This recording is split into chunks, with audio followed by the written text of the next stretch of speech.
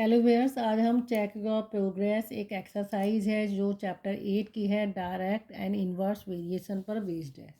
तो इसमें देखो, इसका फर्स्ट क्वेश्चन क्या कह रहा है, match each of the entries in column 1 में जो भी एंट्रीज दी हैं आपको उसको किससे मैच करना है, कॉलम 2 से मैच करना है। तो इस क्वेश्चन में देखो आपको क्या दिया है, x and y vary inversely to each other. ठीक है, आपसे जब वो कह रहे हैं कि एक्स और वाई दोनों इन्वर्सली ईच अदर एक दूसरे के वेरी कर रहे हैं, इन्वर्सली कर रहे हैं, तो आप इसमें देखो क्या पता लगाओगे, आपसे क्या कहा जा रहा है। दूसरा, पहले आप सारी चीज़ों को केयरफुली रीड करिए। तो आप देखो एक्स वाई वाले क्या लेंगे, आप यहाँ पे देखो एक्स वाई कौन सा है, ये है फर्स्ट, एंड कांस्टेंट वाला दिया है। तो जब इन्वर्सली होता है तो आपको पता है उसमें कांस्टेंट कौन सा होता है, एक्स और वाई। एक्स को वाई से मल्टीप्लाई करेंगे, ये आंसर आपका क्या होगा, ये आपका फर्स्ट हो जाएगा। यहाँ आप क्या लिख देंगे, 1। फर्स्ट का कौन सा है, ऑप्शन सी। ठीक है, चाहे आप यहाँ पे सी भी लिख सकते हैं, कैसे भी कर सकते हैं। Then mathematical representation of direct variation of quantities m n. ठीक है, तो डायरेक्ट वेरिएशन कह रहा है एम अगर इंक्रीज करेगा तो एन भी इंक्रीज करेगा, एम डिक्रीज करेगा। तो इसका कांस्टेंट क्या होता है, एम अपॉन एन होता है। ठीक है, तो जब डायरेक्टली बोलता है एम अपॉन एन आपका, तो ये आपका क्या होगा, डायरेक्ट प्रपोर्शन में आता है।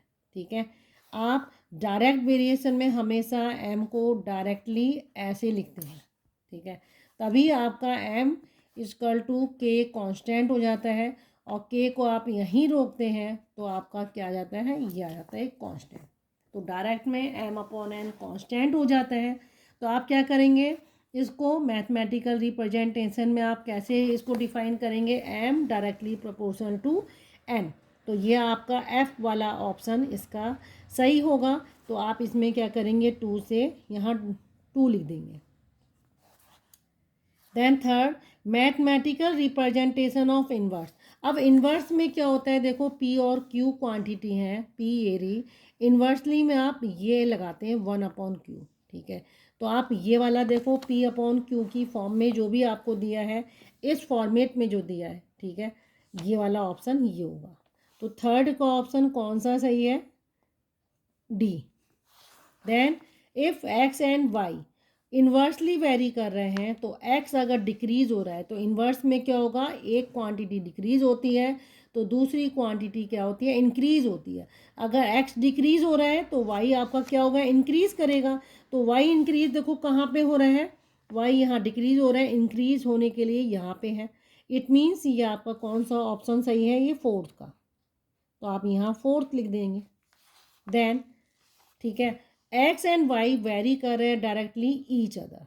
ठीक है, तो जब डायरेक्टली ईच अदर वेरी करते हैं एक्स और वाई, ठीक है, तो आप क्या करेंगे, इसमें डायरेक्टली का मतलब एक्स अपॉन वाई कांस्टेंट होगा।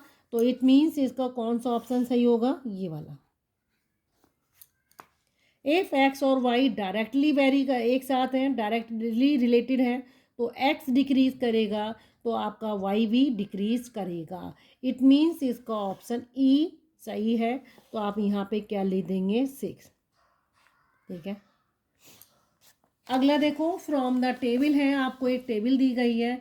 इस टेबल में आपको क्या पता लगाना है, इस टेबल से देखो आपको एक्स और वाई दिए हैं। ठीक है, ये इनकी वैल्यूज़ दी गई हैं, लेकिन आपको क्या डिटरमिन करनी है, पी और क्यू। ये पी बताना है और क्यू बताना है। तो आपको ये भी दे रखा है एक्स और वाई कैसे वेरी कर रहे हैं, डायरेक्टली कर रहे हैं। ठीक है, अगर इन्होंने ये बता दिया है डायरेक्टली, तो आप डायरेक्ट यहाँ पे कांस्टेंट लगाइए। डायरेक्ट वेरिएशन में कांस्टेंट कौन सा होता है, एक्स अपॉन वाई। तो आप एक्स अपॉन वाई के फॉर्म में से कांस्टेंट लगा दिए। ठीक है, तो देखो x अपॉन वाई ये कांस्टेंट है आपका। ठीक है, आप सेकंड कर रहे हो, x अपॉन वाई कांस्टेंट लगाना है, यानी 6 अपॉन 18। ठीक है, इक्वल टू p अपॉन 27। ठीक है, आप यहाँ क्या करेंगे, क्रॉस मल्टीप्लाई करेंगे। ठीक है, 6 into 27 equal to p into 18। p equal to 6 into 27 upon 18। 6 3 जा 18, 3 9 जा, तो P की वैल्यू आपकी क्या हो गई 9 हो गई। ठीक है, तो P आपने यहाँ निकाल दिया, तो आप यहाँ 9 भी लिख सकते हैं। ठीक है, अब आपको Q पता लगाना है, तो चाहें तो आप ये वाले 2 कॉलम ले सकते हैं। ठीक है, या फिर जब आपने P निकाल लिया है तो आप इसके साथ भी कर सकते हैं। ठीक है, तो मैं इसी कॉलम के साथ करूँगी, यानी 9/27 और 15/Q करूँगी। ठीक है, तो 9 अपॉन, ठीक है, 27 इक्वल टू कितना आएगा 15/Q। क्रॉस मल्टीप्लाई होगा ये, तो आपका क्या आ जाएगा यहाँ पे क्रॉस मल्टीप्लाई होके 9 into Q equal to 27 into 15। ठीक है, अब आप क्या करोगे, इसको Q को यहाँ रोकोगे, 27 इंटू, थोड़ा सा हम ऐसे कर लेते हैं इसको, 27 इंटू 15 अपॉन 9, 9 3 जा 27 और 15 3 जा 45, तो Q की वैल्यू आपकी कितनी आ जाएगी 45। और आप इसको क्या करेंगे, इसी टेबल में आप यहाँ पे क्या लिख देंगे, कितना आ जाएगा आपका 45। ओके, ऐसी देखो सेकंड वाली आपको दी गई है। सेकंड में आपको क्या कहा गया है, from the following table determine a and b. ठीक है, और इसमें क्या बता दिया इन्होंने, एक्स और वाई क्या है, इन्वर्सली है, तो एक्स वाई क्या हो जाएगा, अब एक्स इंटू वाई कॉन्स्टेंट होगा, तो हम इसी फॉर्मेट में इसको निकाल देंगे। तो एक्स और वाई जब कॉन्स्टेंट आप करेंगे तो एक्स इंटू वाई की फॉर्म में लिखेंगे, तो एक्स इंटू वाई की फॉर्म में देखो कैसे लिखेंगे 2। ठीक है, आपको थोड़ा सा मैं ऑफ शिफ्ट कर देती हूँ, यहाँ देखो ये आ गया आपका 2 इंटू 45, क्योंकि आपको क्या निकालना है, ए निकालना है, इक्वल टू ए इंटू 12.5। आप ए निकालना है तो 2 इंटू 45 अपॉन 12.5, ये डेसिमल यहाँ से इधर 0 हो जाएगा आपका। ठीक है, देन आप 5 से काट दो, 5 9 जा, और ये आपका 5 2 जा 10, 5 5 जा 25 आ गया आपका। फिर अगेन आप 5 से काटो, ये आपका आ जाएगा 5 1 जा 5 और 5 8 जा 40। ठीक है, ये आपका आ गया 5 5 जा, तो यहाँ आपका कितना आ जाएगा 18 2 जा 36 अपॉन 5, तो आपका यहाँ आ जाएगा 5 7 जा 35.2, तो ए की वैल्यू आपकी कितनी आ जाएगी 7.2। ओके, अब अगला देखो हमें क्या करना है, बी निकालना है, तो मैं इन दोनों से भी इसको निकाल सकती हूँ। ठीक है, तो बी की वैल्यू निकालने के लिए मुझे यहाँ पे मैं देखो थोड़ा सा यहाँ बता देती हूँ आपको, बी कैसे निकालेंगे, 6 into b equal to 10 into 9, तो बी निकालना है 10 इंटू 9 अपॉन 6 कर दिया, 3 से काट दिए, 3 3 जा 3 2 जा 2 5 जा, आपका कितना आ गया 15, तो बी की वैल्यू आपकी कितनी आ जाएगी 15 आ जाएगी। Okay,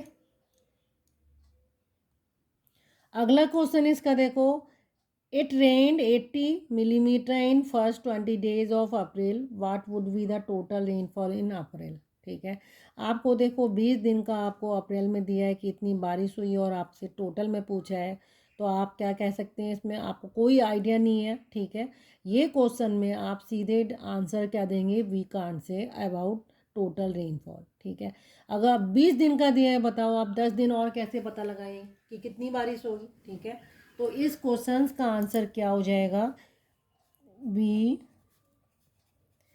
can not say anything about this, इसके बारे में हम कुछ भी नहीं कह सकते। क्वेश्चन नंबर 4 की ओर मूव करते हैं।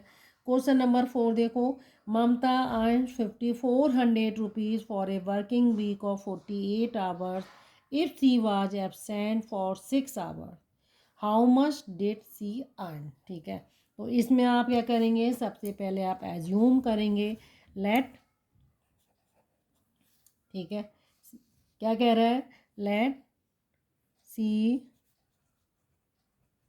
अर्न, ठीक है, rupees x if C was absent for 6 hour. 6 hour के लिए वो एब्सेंट थी, ठीक है। तो उसको आपको अर्निंग बतानी है उसकी, तो आप यहाँ एक पहले टेबल बनाएंगे, ठीक है। यहाँ इस टेबल में आप क्या करेंगे, 2 क्वांटिटी लिखेंगे, ठीक है। तो यहाँ देखो सबसे पहले आपको क्या दिया है, ममता की अर्निंग दी है और वर्किंग आवर दिए हैं। तो आप लिखेंगे अर्निंग, ये आपकी रुपीज़ में है, ठीक है। और ये आपका क्या हो जाएगा, वर्किंग आवर,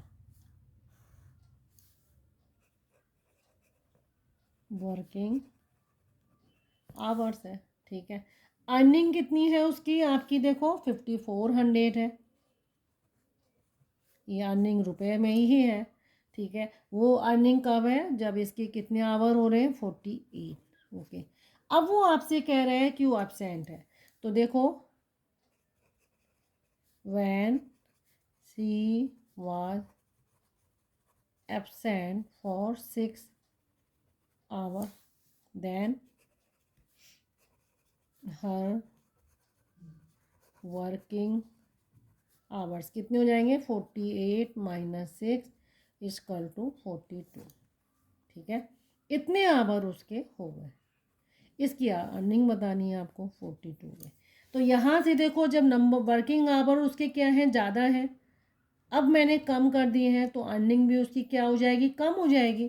तो आप यहाँ लिखेंगे less working hour less will be earning. So दोनों चीज़ें क्या हैं, ये भी कम हुई है, ये भी कम हुई है, तो यहाँ पे कौन सा वेरिएशन हो जाएगा, direct variation. So it is a case of direct variation, ठीक है। अब डायरेक्ट वेरिएशन में आप क्या करोगे, कांस्टेंट क्या होता है, एक्स अपॉन वाई। तो आप यहाँ एक्स अज्यूम करा है, तो आपने क्या कर दिया, 5400 upon 48 equal to x upon 42, ठीक है।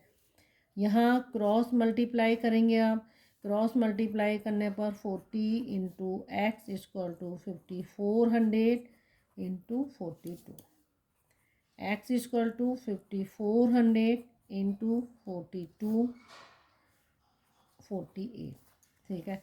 6 8 जा 48 है, ठीक है। 6 9 जा, यह आ गया आपका। इसे आप 4 से भी काट सकते हैं, 4 2 जा, और ये आपका आ जाएगा, यहाँ पे काट दो से, या आप इसे 2 4 जा, ठीक है, 2 4 जा 8, और ये आपका आ जाएगा 21, ये आपका 4 हो गया। अब आप इसको देखो मल्टीप्लाई कर लो, ये आपका कितना आ गया, 9 1 जा 9, 9 2 जा 18, 2 0 लगा दिए अपॉन 4, ठीक है। चाहें तो आप इसे और भी काट सकते हैं, ठीक है। तो आप देखो काटो, 2 से काट दो, 2 2 जा 4, 2 9 जा 2 4 जा 2 5 जा, फिर आप इसे 2 से काट सकते हैं, 2 4 जा 8, 2 7 जा 2 2 जा, और ये आ गया आपका आंसर कितना आया, 4725, ठीक है। आपने क्या निकाला है, अर्निंग निकाली है, तो आप आंसर में क्या देंगे, हैंस सी अर्न्स कितने rupees, 4725 if C was absent for 6 hours, okay. तो आपको ये आंसर देना है। क्वेश्चन नंबर 5 है, क्वेश्चन नंबर 5 में देखो, question Navjot can do a piece of work in 6 days working 10 hours per day, in how many days can he do to same work if he increases his work hours for 2 hours per day। तो देखो आप इसमें क्या लिखोगे, let Navjot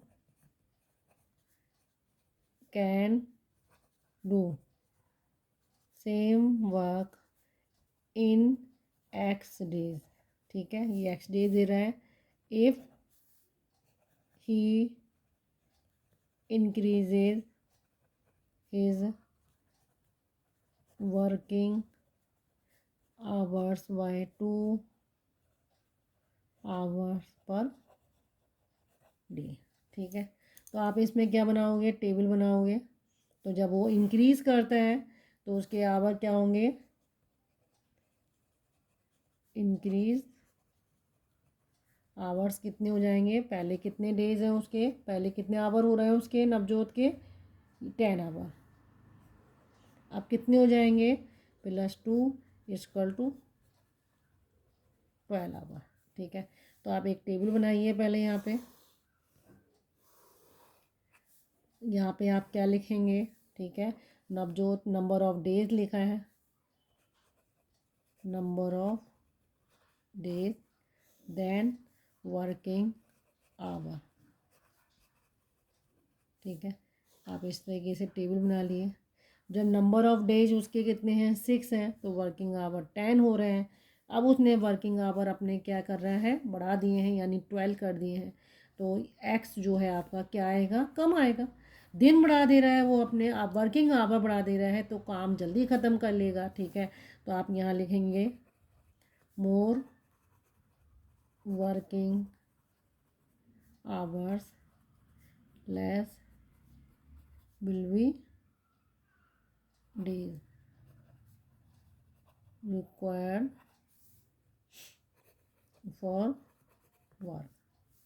So it is a case of inverse variation.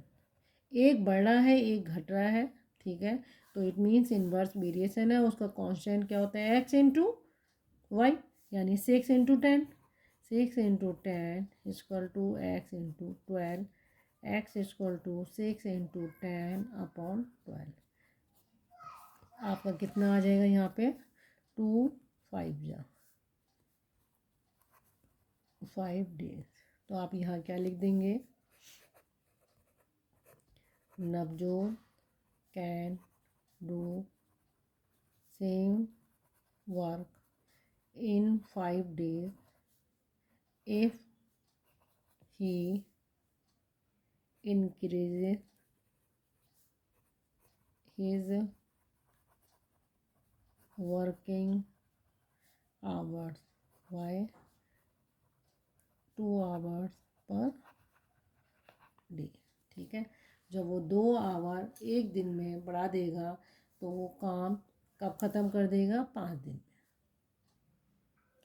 Question number 6 देखो, Sharmila has enough money to buy 24 bananas at the rate of ₹1.50 per banana. How many bananas she can buy if the price of each banana is decreased by 30 पैसे। वो आपसे देखो इस question में क्या कहा है उसने, कि शर्मिला के पास ज़्यादा पैसे हैं एनफ कि वो 24 बनाना खरीद सकती है। ठीक है, कितने पे, जब उसके रेट हैं, आपको क्या दिया है, रेट दिए हैं, लेकिन अचानक से उसके प्राइस क्या कर दिए हैं, कम कर दिए हैं, यानी 30 पैसे पहले से कम कर दिए हैं। तो आपको नहीं लगता कि कितने बनाना वो खरीदेगी, तो आप यहाँ लिखेंगे लेट शर्मिला कैन, ठीक है, बाय एक्स बनाना। ठीक है, इफ द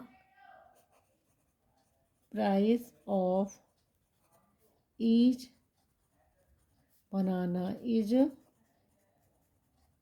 डिक्रीज बाय 30 पैसे। ओके, अब देखो इसमें आप एक टेबल बनाओ पहले। ठीक है, तो टेबल में आपको क्या बताना है कि नंबर ऑफ बनाना और रेट। यहाँ है नंबर ऑफ बनाना। ठीक है, क्योंकि वो एक्स बनाना खरीद सकती है। देन नंबर ऑफ बनाना हो गए, यहाँ प्राइस पर बनाना। ठीक है, ये रुपीज़ में ही है, प्राइस पर बनाना है। तो जब नंबर ऑफ बनाना उसने कितने करे हैं, खरीदे हैं 24, तो प्राइस कितना है 1.50।